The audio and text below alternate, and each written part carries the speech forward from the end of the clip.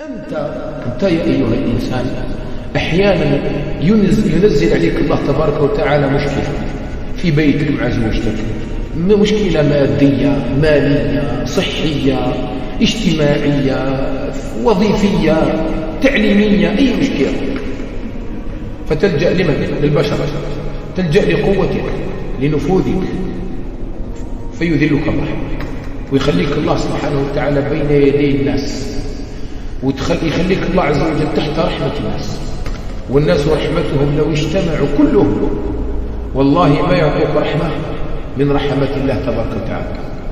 ولهذا أحيانا أنت نفس الإنسان ربي يعطيك قوة وإيمان في يوم من الأيام وتضربك مشكلة في الخارج فتأتي إلى المسجد وتقعد وحدك في المسجد وتبكي رب العالمين، وتقوم في الليل وتبكي رب العالمين، فيعطيك ربي سبحانه وتعالى الفتح ويزيدك إيمانا من فضله وأنت في عزة وجلال، لأنك ركنت وجهك لمن؟ لصاحب الجلالة والإكرام سبحانه وتعالى. أما أن تعطي وجهك للبشر وتنسى رب البشر فهذه مذلة. البشر إنما تستعين بهم بعدما تدعو الله، البشر إنما تقصدهم. الإنسان يعين خوف، كان في شيء لقيت واحد عيط له قال شوف لي هذيك الحاجة، ما فيش مشكلة. أما أن تتعلق قلبك بالبشر وتدل نفسك على جل البشر وتبيع دينك على جل البشر وتقول أنا فلان ندور مع فلان ندور مع فلان على فلان، تخلي صلاتك تخلي كذا، تقول باش هذوك في يوم من الأيام يرضوا عليا ونقضي بهم وش الحق، يزيدك ربي مذلة على مذلة. أما أنك تتعلق بربي تدعو الناس يعاونك في شيء معين ما فيش مشكل، من استطاع أن ينفع أخاه فليفعل كما قال عليه الصلاة والسلام. ولهذا الرسول عليه الصلاة والسلام رب الناس على أن الذي ينفع والذي يضر والذي يمدح والذي يذم هو ربي سبحانه وتعالى. هذه تربية مهمة، والله ما لنا نستغفر الله من المعاصي نديرها لأننا ننساه سبحانه وتعالى، ونسياننا بقدر تجاهلنا لعظمة الله. خفتت عظمة الله في نفوسنا ولا تمكاش عظمة كبيرة ولينا ما يهمنا، اغضب تقول حسبي الله ونعم الوكيل. واحد يقول لك دراهم حرام نجيبهم لي انا ناكلهم. كاين ناس يخرج دراهم الريبه من البنك يحب يتخلص منهم، واحد اخر واش يقول له؟ يقول لي وقال لي فلان جيبهم انا ناكل ندير راسي مع ربي. وين انت مع ربي؟ واش تبان انت مع ربي سبحانه وتعالى؟ يقول كان ندبر راسي مع ربي. انا موسى وحده تحطك لربي تشخت اعمار ربي يحبسك كذا تموت، ما تقدرش تتحدى ربي، انت ضعيف. خلق الانسان ضعيفا، انسان ضعيف اعترف بضعفك، ما تسوى شيء انت امام قوه الله عز وجل. هذا الشيء احنا قلنا واحد الكلمه مليحه كان دار عليها الامام ابن القيم رحمه الله محورا عظيما، مدارك السالكين بين منازل اياك نعبد واياك نستعين. تكلم على واحد الشيء داخل في الكتاب هذا في كتب اخرى تاعو، هذيك الاستدامه استحضار قوه وغنى الله وضعف وذله الانسان، ضعفك انت ضعفك، ولا حول ولا قوه لك الا بالله، ما عندكش حول ولا قوه الا بمن؟ الا بالله تبارك وتعالى. لما تستحضر دائما هذا عباده تاعك غير تبقى تزيد فيك، الايمان يبقى غير يزيد، غير ينقص منك شويه من هذا تخرج البيستا تروح الطغيان.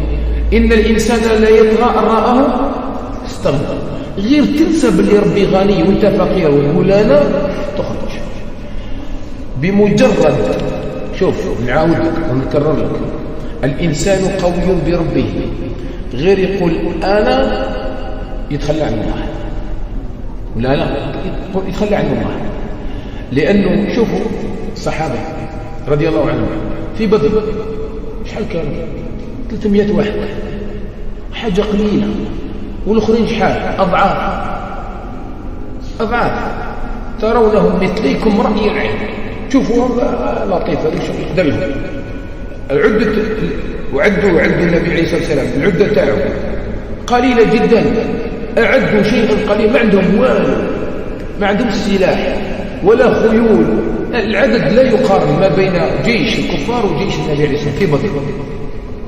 وخرجوا الاخرين خرجوا بطرا ورياء الناس، كفار خرجوا بطرا كبر ورياء.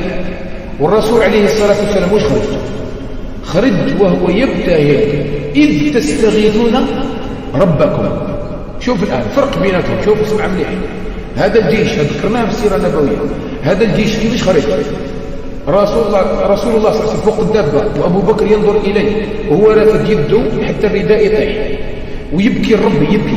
تخيلوها المنظر، تخيلوه يبكي الرب: يا ربي راك وعدتني إحدى طائفتين، يا ربي لكن تهلك هذه العصابة لن تعبد في الأرض، يا ربي رانا غير حنا 300 واحد مسلم لا متنا حنا يخلص الدين، يا ربي يا ربي. يبكي يبكي. قال له أبو بكر: كيف يا رسول الله؟ هون على نفسك، هون خلاص بزاف.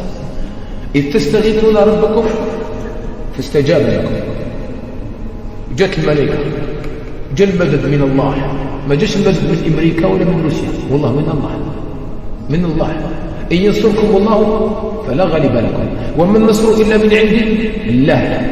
فلذلك الآن لما جاء المدد من عند الله تشوف الريصان يطيروا والجنود ما تشوفهم. شكون هما؟ أو جبريل ومعه ملائكة عليهم السلام.